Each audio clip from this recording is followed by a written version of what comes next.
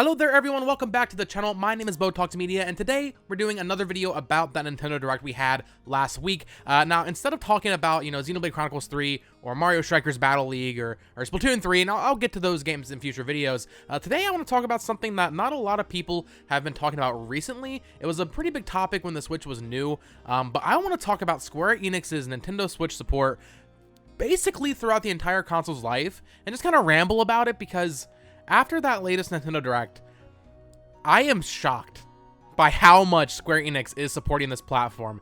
Now, I don't know the exact percentage ratio of that Nintendo Direct with Square Enix games, but in my mind, it was pretty substantial. So off the top of my head, you had Triangle Strategy, you have Live Alive, you have Front Mission First and Second Remake, you have Chrono Cross.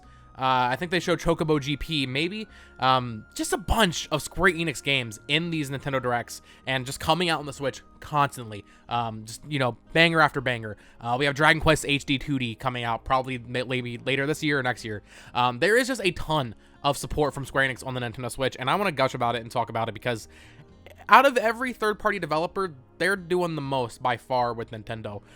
So I have a list up on my phone of all the games they put on the Nintendo Switch.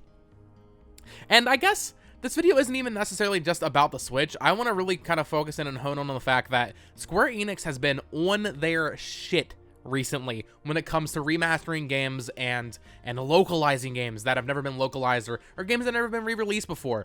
I think a notable example that maybe could be a little bit more positive given a little bit more time is the Final Fantasy Pixel remasters. Of course, Final Fantasy 1 through 6 got Pixel remasters on, I think it's Steam and mobile, maybe it's just Steam though. Those are most certainly going to come to Switch and PS4, and this applies to PS4 and probably Xbox too. I think they've been pretty good about, I think Chrono Cross, the Radical Dreamers is coming to Xbox, right? So they've been doing pretty good overall, just getting these games on every platform, but especially with the Switch. So, like I said, I have a list up here, just physical stuff here, and this is in a weird order. It looks like nothing's in order here, actually, but of course, I'm mostly talking about their JRPGs. I at the top of the list, I see Bala and Wonderworld, and I'm like, man, maybe I shouldn't have made this video.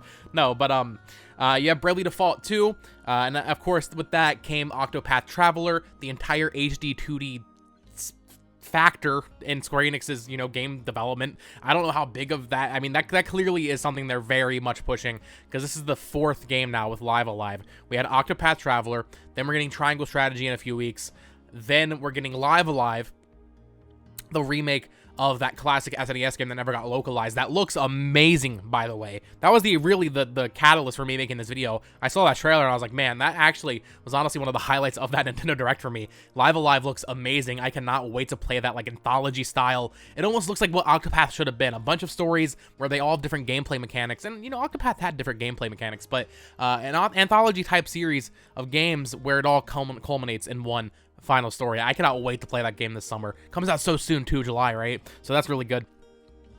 But just that entire HD 2D, and then of course, I don't think it was announced for Switch, but almost certainly coming to Switch and probably PS4 with the Dragon Quest 3 HD 2D remake. So right there, I don't know who's doing Live Alive or the Dragon Quest remake. I don't know if it's is it Team Asano? I can't remember the name of the team that does Bravely Default, and then I think a sister team kind of or something going on there. It makes the Octopath and other games, Triangle Strategy, right? But Bravely Default, I wouldn't be surprised if we get a collection of Bravely Default 1 and Bravely 2nd with how much they're porting and remastering and doing all these things with their games. We have let's talk about Final Fantasy, man. Final Fantasy on the Switch. Very early on, 2018, I remember that Direct. It was the Direct where they announced Animal Crossing for Switch, Animal Crossing New Horizons. One of the last announcements was every Final Fantasy game was coming to Switch, and that was one of my favorite moments of any Nintendo Direct, because they started out, I think it was with the Final Fantasy 15 Pocket Edition, which was actually pretty good, by the way. I played that on Switch. It was pretty good for what it is. You had that, then Chocobo Mystery Dungeon, Everybody, which was a remake of a WiiWare game, I believe, right? Or maybe it was a sequel to that, I don't know, which is cool and weird. But then they do Final Fantasy 12, and it's like, oh shit, they're doing the mainline games. Then by the way, 10, 10-2, 9 and 7 are also coming, and then 8 came later when they remastered that because they lost the source code or whatever. And then with Final Fantasy, we had World of Final Fantasy Maxima, Final Fantasy Crystal Chronicles Remastered. I think that's it for Final Fantasy on Switch. But still, ton of Final Fantasy. I wouldn't be surprised maybe if like Type 0 came over. Hell, honestly, I wouldn't be surprised if they do some weird thing where we get like a cloud version of Final Fantasy VII Remake Intergrade, and maybe even Stranger of Paradise Final Fantasy Origin, which comes out next month on the current consoles, PS4 and Xbox, PS5 also. But that leads me to another point I do want to make. This can't be all positive. Cloud versions. Oh, God. I can respect it when it makes sense. I can respect if they do like a cloud version of Guardians of the Galaxy, which, like I said, I'm more so focusing on the Japanese side, but Guardians of the Galaxy published by Square Enix, that's fine if they do a cloud version of that. That's fine if they do a cloud version of Final Fantasy 15 or Final Fantasy VII Remake. You know where I'm going with this. What the fuck happened with the Kingdom Hearts series? It makes no sense. Kingdom Hearts 3 maybe, and 2.8. I'll even give them 2.8, or I guess it'd be 0.2 specifically. If you don't know anything about Kingdom Hearts, I sound like a madman right now. Kingdom Hearts 1.5 plus 2.5 and Dream Drop Distance HD have no excuse not being native on the Switch. I don't understand. I don't understand. Are they just really trying to push cloud? Is that it? Are they seeing if they can get away with it? If the Kingdom Hearts series had been ported natively to the Nintendo Switch a year or two ago, it would have sold so well. But they missed the mark now. They've done this weird cloud thing that I think it just came out that no one wants. No one's gonna be buying that. I'm sure, you know, there's gonna be a couple people that weirdly buy it. They did a demo for the cloud version, which is even weirder to me. I don't know, man. I don't know where the decision making came when it came time to port Kingdom Hearts to Switch, and you know, the lack thereof of port, because it is just a cloud version. It doesn't make sense to me. They're PS2 games, up-res to HD. So I'll even give them the benefit of the doubt and say they're PS3 games. Why not just port those? So the cloud stuff is very disappointing, but then we have other stuff. I mean, the Tokyo RPG Factory games. By the way, I don't know where they've been. I love those games. I would love to see a new game from that team. I only played Oninaki fully. I beat Oninaki. It wasn't amazing, but it was good. And then I started Lost Sphere. That was pretty fun. And then I Am Setsuna was their big, you know, big startup game. I think we're due for another game from them, so that should be coming. So that's been good. Of course, we did have Melody and Memory for Kingdom Hearts, going back to that native. I still haven't played that. More from their Western branch, we have Life is Strange, True Colors. I think that's native. I think that might be Cloud. That might be Cloud. Correct me on that in the comments down below. I played that on PS5, so I wouldn't know. The World Ends With You. I mean, this was a weird one to bring back. I've never played The World Ends With You. I know it has a lot of like very serious, diehard fans. So to see that come back with Final Remix back in 2018, I believe, as a port of the... Not even a port... Not a remake. I guess it was kind of a port of the iOS version, but then it had new content. So The World Ends With You Final Remix, and then also... Of course, in 2021, we got Neo, The World Ends With You. I don't think that game did very well. I know there's a lot of people that weren't happy with how well they marketed that game, so I'm not too sure about that. I'm just talking, like, in terms of overall support. Another series that I have not really delved into, but there is a ton of it on Switch now, so maybe I really should go back and check this out, is Romancing Saga. They did Romancing Saga 2, Romancing Saga 3, and Collection of Saga, as well as Saga Frontier Remastered. All of those games are on Switch. I don't know, man. That's kind of crazy to me that this very niche JRPG series just got full attention on the Nintendo Switch. It's not like it's Final Fantasy. It's not like it's Dragon Quest, which we'll get to in a second. It's just some weird niche thing that they just completely have ported everything to the Nintendo Switch. But let's get to Dragon Quest. There was actually a Dragon Quest launch title for the Nintendo Switch that never got localized, and it always bugged me because I always wanted to buy it when I was like prepping. I remember like I would make my little document in 2017 like, okay, how am I going to afford all this Switch stuff? And I always saw that Japan had Dragon Quest Heroes 1 plus 2 as a pack in, not a pack in, but like a dual pack. And I was so disappointed that game never got localized. I think it might have gotten a European release, and I think the Japanese version might have English, but that was weird that they never localized that in English. I don't know if they just had low expectations for that series. I'm not sure how well that sold in Japan or how well the English version sold on PS4. But Dragon Quest Heroes 1 and 2 is on Switch if you want to import it. So there's that, but then also we got Dragon Quest 1, 2, and 3 on the eShop a few years back. I think it's the mobile ports, but hey, it's still something. It'd be cool to see Dragon Quest get the not HD 2D, the pixel remaster treatment. I'm not sure how well those are being received on Steam. I hope people are liking those pixel remasters, because I've seen some negativity, but I think it's mostly just the fact that it's not on console. So I think once those come to console, people will be pretty happy. But do that to Dragon Quest. I'm not sure. I'm not too familiar with the platforms of all the Dragon Quest games. I know once you get to like, there's the PS2 ones. I know people would love if 7 and 8 got ported to Switch. I don't see those happening necessarily. Maybe later on. I think that Square Enix is kind of running out of games to port at this point.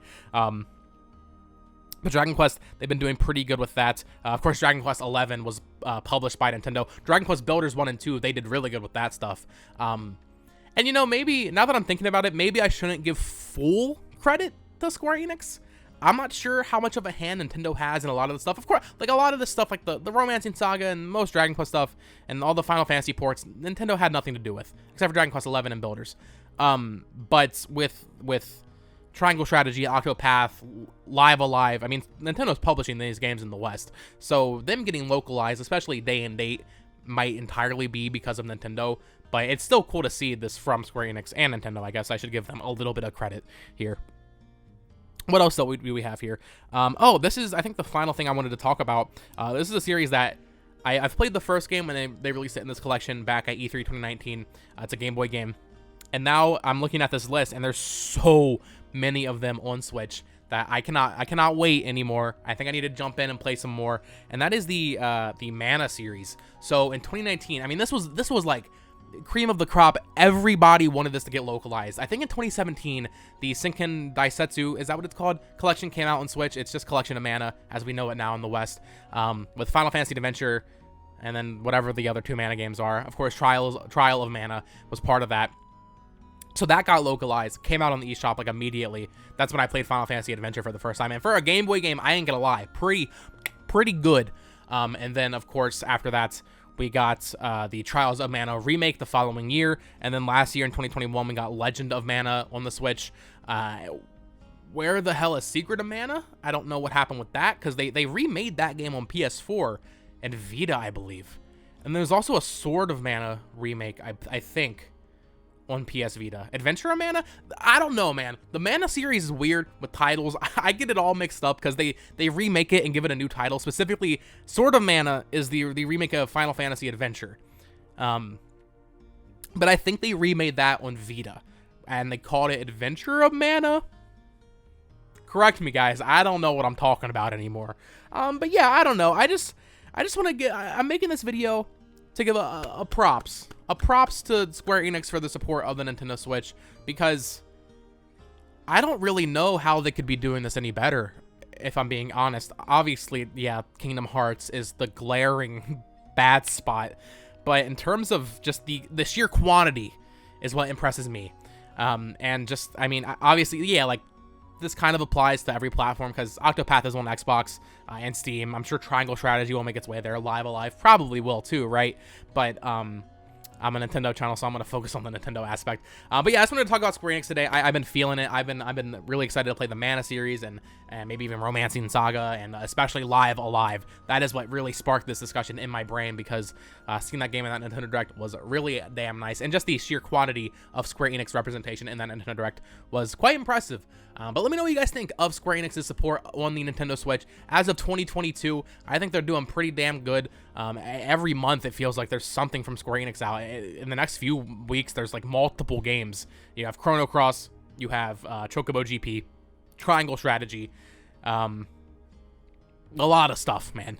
But let me know what you guys think. Of course, if you enjoyed this discussion, please do not hesitate to share it around, subscribe, like it, all that fun stuff. I really do appreciate the support. I am trying to grow this channel in 2022. You can follow me on Twitter at BoTalksMedia, where I tweet dumb stuff and recent things I've been watching and playing, all that fun stuff. And until next time, guys, bye-bye.